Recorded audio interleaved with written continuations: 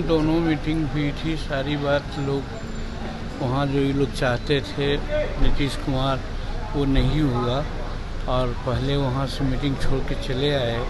इससे मतलब ही लगता है कि राजद और जदयू में विशेष खटपटी बढ़ गई है। नमस्कार, मैं स्वीटी और आप देख रहे हैं द एसटी न्यूज। पूर्व मुख्यमंत्री जीतन राम मांझी ने दिल्ली में एनडीए की बैठक में शामिल होने के बाद पटना पहुंचे, जिसके बाद मलमास मेले के उद्घाटन में तेजस्वी यादव के नहीं जाने पर उन्होंने साफ तौर पर कहा कि विपक्षी दलों की बैठक से साफ जाहिर होता है कि राजद और जदयू में कुछ अंदरूनी खटपट चल रही है। तो क्या कुछ कह रहे हैं जीतन राम मांझी, पहले हम आपको वो सुनाते हैं। तो बेंगलुरु में दोनों मीटिंग हुई थी। सारी बात लोग वहाँ जो ये लोग चाहते थे नीतीश कुमार वो नहीं हुआ और पहले वहाँ से मीटिंग छोड़ के चले आए।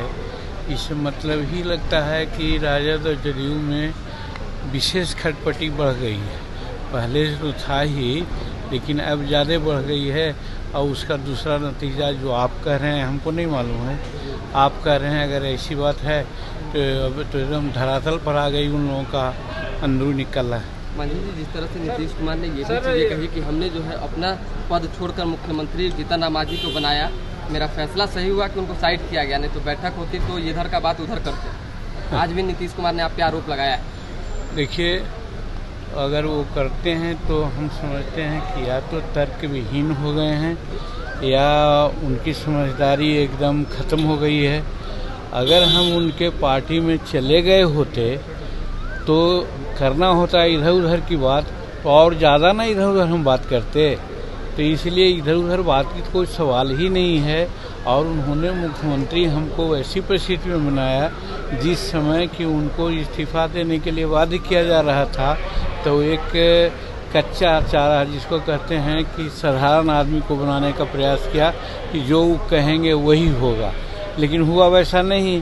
तो खिसियानी बिल्ली दुम नोचे वाली बात वो कर रहे हैं। इधर उन्होंने कहा जब साथ में रहे तो उनके हर गलत काम को हम बोलते थे आप लोगों के बीच में, असेंबली में बोलते थे, तो उनको लग रहा था कि साहब हमारे साथ रह करके भी जीतन मांझी हमारा विरोध करते हैं। जैसे बालू नीति के बारे में हमने कहा बर्बाद कर रहे हैं किसान को, शराब नीति के बारे में हमने कहा गरीबों को आप जेल में फंसा रहे हो, उसी प्रकार से फिजूल खर्ची की बात कहा। जैसे अभी नया जो म्यूजियम बना है और पुराना म्यूजियम तक अंडरपास बना रहे हैं 371 करोड़ रुपया से, ये सब फालतू चीज़ है। गरीब आदमी को जो पेंशन बढ़ाना चाहिए था उसको पेंशन नहीं बढ़ा रहे हैं। तो ये सब काम हम उनको कहते थे सामने रह करके, तब उनके दिमाग में आया कि हम पार्टी में मिला लेंगे तो ऐसा नहीं बोलेगा। लेकिन हम तो बोलने वाले में से थे, इसलिए हम कहा कि पार्टी में उनका मिलेंगे नहीं, हम बाहर जाएंगे तो बाहर आए। तो इसीलिए वो जो कह लें, लेकिन अपनी कमजोरी वो छिपा रहे हैं। 38 दलों की जो बैठक हुई, नीतीश कुमार का कहना है कि उनकी क्या पहचान है। हमारी जो 26 दलों की बैठक हुई ऑथेंटिक पार्टियां हैं, कई तरह की बातें आज सीएम कह रहे थे, तो कौन ऑथेंटिक है और कौन गलत है? देखिए, में कोई एमपी एमएलए नहीं है। अब एमएलए ये नहीं, यही बात तो होना चाहिए। वो लोभी हैं, सत्ता के लोभी हैं, सत्ता की बात तो करना चाहते हैं।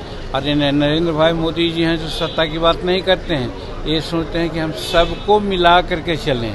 ठीक है, सीट नहीं है, लेकिन जो महत्व दिया आप लोगों ने देखा होगा कि आज पेपरों में भी, दिल्ली में भी है, यहाँ भी है, किस प्रकार से स्वागत करने का मौका हमको दिया गया। तो ये महानता उनकी न है कि वो सीधे रुपये में मिलते हैं। अब इनसे है कि हम लोग जब मिलते थे तो कहते थे कि विजय चौधरी से बात कर लीजिए। मैंने इनडायरेक्ट इतना बड़े आदमी, इतना बड़े चीफ मिनिस्टर हो गए थे जो अपना घमंड में ऐसा बोलते थे।